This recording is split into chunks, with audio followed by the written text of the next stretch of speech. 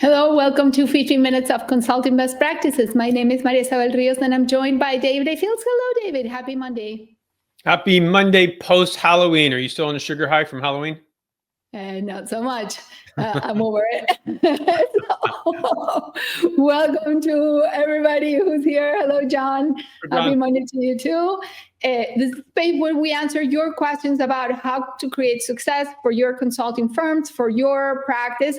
So give us questions. Give us questions to react to whatever is on your mind that will be valuable and helpful for you. That's what we're here for. And it's also a space where you can chime in with your experiences and add to the discussion and add to the conversation, enrich it. So by all means, also do that. We cannot see you. So the only way we know you're here is if you comment. So please do comment as well. And we're going to start, as always, with questions that came in to info@davidafields.com during the week. So Jaren, if you can, please pull up one of the questions that came in. Thank you. Okay, this question is for you, David, because I've decided. Antonio asked, we pursue quite a lot of business through RFPs. We often ask about the budget and get no answer. I hear you say the best practice is to ask the heart attack question too. How do we manage these questions when all we can do is ask in writing or when we're submitting bids? Okay, so different scenario, right? They're not in a conversation, just presenting RFP, which is not our favorite form of proposing. So how do you manage the heart attack question in an RFP context? Okay. And hi, Alan and Robin and Heidi. And Robin, good on you for jumping right in with the question. We'll get to that in a moment. Let me answer this that Antonio asked. Gosh, this is a hard one. Frankly, it is much harder to ask the heart attack question if you're restricted to writing. Especially, I mean, a lot of RFPs, they publish the questions and answers to everyone. So if you ask the question, you're going to publicize it to everyone, ostensibly so everyone is treated fairly, though if another firm isn't smart enough to ask the right questions, I don't know why that's, the playing field should be even. So, I don't have a great answer for you. This is a downside to pursuing RFP business. Unless you have the inside track on the project, you are necessarily operating at a disadvantage. Doesn't mean you can't win them. It's just harder. And you can win RFPs at a decent margin. Our research shows that the winner of an RFP about 80% of the time is not the lowest fee. So you can make decent margin. But on the other hand, you can't maximize your margins. You can't usually ask a heart attack question. And for that matter, you can't even ensure you're creating the best possible project for your client because they've restricted it up front. So you've asked a really good question. I just don't have a great answer for you because the RFP structure makes it hard to ask the heart attack question. Maria Isabel, do you have a better answer? Well, I think not necessarily a better answer, but I would address it a couple of ways. I wouldn't shy away from asking what is the budget for this project, even though it's an RFP, because the worst case scenario is you don't get an answer, right? So you always have a non-response. And I would also ask, what's a fee range that would be feasible, or another way to ask a heart attack question that it's not necessary, or what number will make you fall off your chair? What number will make this proposal unviable? Things like that. Even though the answer is going to be visible to everybody. Go ahead. Sorry, you were going to say something. I probably wouldn't do the. Sorry for stepping on you, Maria Isabel. I probably wouldn't do the heart attack as it's phrased because that works best with some humor and interaction. One-on-one dynamic. But you're right. You could ask about feasibility. It sounded like Antonio, unless I missed it. What I got in the quick reading of it was he's already asking budget, but sometimes they're not responding. It's a challenging situation, but you can. The other question I would always ask in an RFP context, even though you might not get an answer, is what is the criteria you're going to use to decide how a project is awarded? And where you get an answer and the one criteria is fees, and that's the only answer, then you need to decide, is your firm willing to play on a fee-only basis. And if that's you, then go ahead. And if that's not you, then you know not to work on the RFP, right? Which would be the majority of the case for our clients. Yeah. Okay. Good. Right. So Antonio, So, let us know if that helps, if that works. If any of you have more questions about that, put them in here. Let's jump on Robin's question. I'll read whatever it says. I haven't read it yet, and you get to answer me. Okay. My consultancy is about 6 weeks old. Congratulations, Robin. I've received interest from many of my target clients. Excellent. Major players in their fields.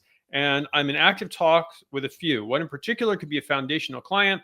They've expressed clear intent to work with me, but their decision process is moving slowly and involves multiple stakeholders. My question is, given that my clients often need internal stakeholder approvals, which means you're not talking to the decision makers, what are the best practices for helping them move from interest to, well, we didn't get the rest, but I assume from interest to a closed deal? To a decision, right? That's my assumption as well, Robin. If we missed the end of the question because it cut it off for us, and you asked something else, then let us know as well.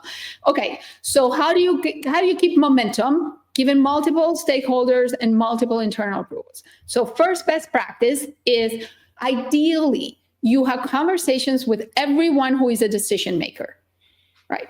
Not only with the people who originally contacted you or for folks who are managing the project. Ideally, you at least meet once or twice in the context phase, but also in the proposal review phase with folks who are decision making. That allows you to keep momentum. And to understand the needs of multiple stakeholders to be able to take that into account in your proposal. Second element, you always ask, what are the process, what are the timelines, and you set up your next call or your next event, your next touch point to match those timelines. You make sure they have everything they need to make a decision, but you also make sure they're in close contact with you and you're not waiting for a Friday, oh, we'll get back to you by Friday. No, let's talk Friday at 3. Right. That's a much better situation than an open-ended, we'll get back to you by Friday. And so continuously you get your prospects into a habit of whenever there's a milestone that because you have asked and you've been proactively engaged, they are having a touch point with you, ideally a live touch point with you, but if not, a set time and date touch point with you. What's the next step? What do we need to do to advance? What do you need from me? How do we get this? How do we keep the momentum going? And you do so progressively until they are able to make a decision.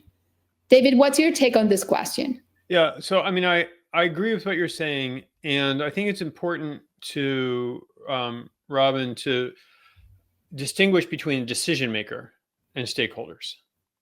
There's a person, usually it does come down to a person whose yes makes the project happen. There are a lot of people whose no's can stop a project from happening. And we call them interference, even though they don't always all interfere. Some of them are influencers or breakers, or there's different types of these folks. But do know whose yes will make the project go ahead. And we would typically recommend you work very diligently to have conversation directly with that person, and not leave it to people inside the organization to sell your project on your behalf. Each step you are removed from the ultimate decision maker, from the yes person, reduces your likelihood of winning a project by about 50%. So if you were as a sure thing, if you're a step removed, now it's a 50-50. You're another step removed, now you got about a 1 in 4, right? So you have to get to that decision maker. So let us know whether that helps. Right. She also asked what the heart attack question is. Rather than going through that whole thing, I'm going to recommend you grab a copy of the Irresistible Consultant's Guide to Winning Clients. Isabel's looking over her shoulder. Yeah, but it's below the visible line. I have a whole pile of them back on the bookshelf over there. And it's in there. It'll give you all the language you need. Exactly. Right. John asks, what suggestions do you have for creating the LinkedIn About section, i.e. content section, sequence of presentation, etc.? What suggestions do you have? That one, so I'll give you a high level answer. as opposed to an in-depth guidance on LinkedIn, which is probably beyond the scope of this Q&A. The overall answer is to be right side up. Remember that even though the about section is ostensibly about you and about your consulting firm, it's really about the client. It's about the person looking. So what are they looking for? What is going to tell them not all the things you're proud of, which is nice, but what do they need to see to be reassured that your profile is the profile of someone who can be of massive value to them? Right. That's your starting point. And that's what you use to decide, should I include this section or should I not? Should I include this job or should I not? And you can phrase all of your language there to be right side up, to talk directly to the people who are looking for someone, presumably to help them. Agreement, Isabel?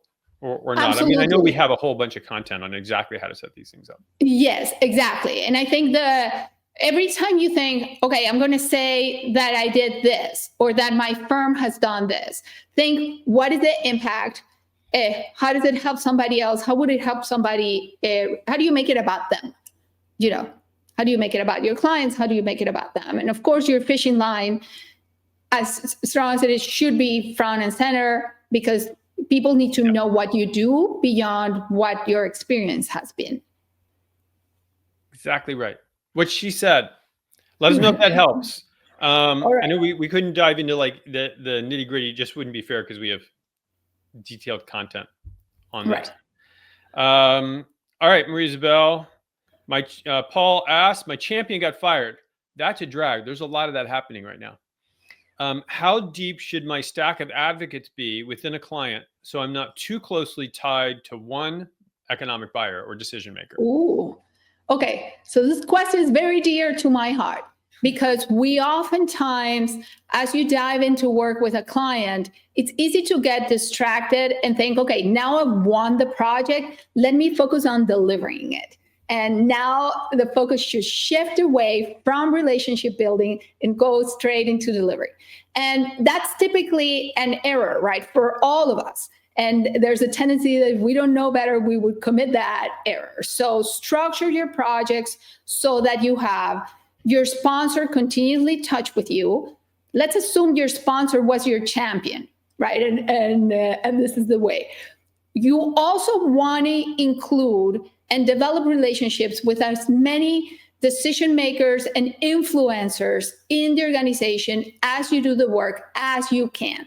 It will allow you for certain things. Number one, it will allow you to deliver better work. It will allow your work to get more traction, which benefits your clients. So the number one beneficiary of you developing stronger relationships is your client always. So don't think about it in terms of like you being selfish. Think about it in terms of the better relationships you have, the more you can understand the priorities of your client, the better you can serve your client.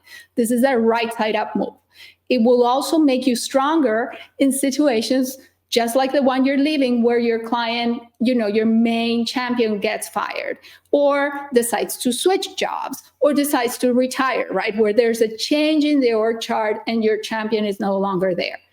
It makes your project stronger. It allows your project for continuity. So always keep in mind, as you're interviewing people, as you're socializing the work you're doing, who else does it impact? Develop relationships with everybody that's impacted that can either influence the direction of the work or that it can also make decisions as your client. And hopefully that is a way where you're also developing relationships where you're not too closely tied to exclusively one person. It is amazing to have a champion. Don't lose that. You want champions always, everywhere. Develop relationships with more folks when you have champions as well. David, what do you think?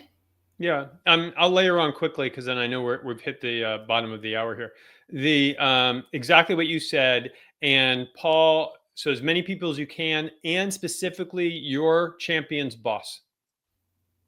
You want to create a really great relationship with your current champion's boss, so that if your champion gets knocked out, you can stay.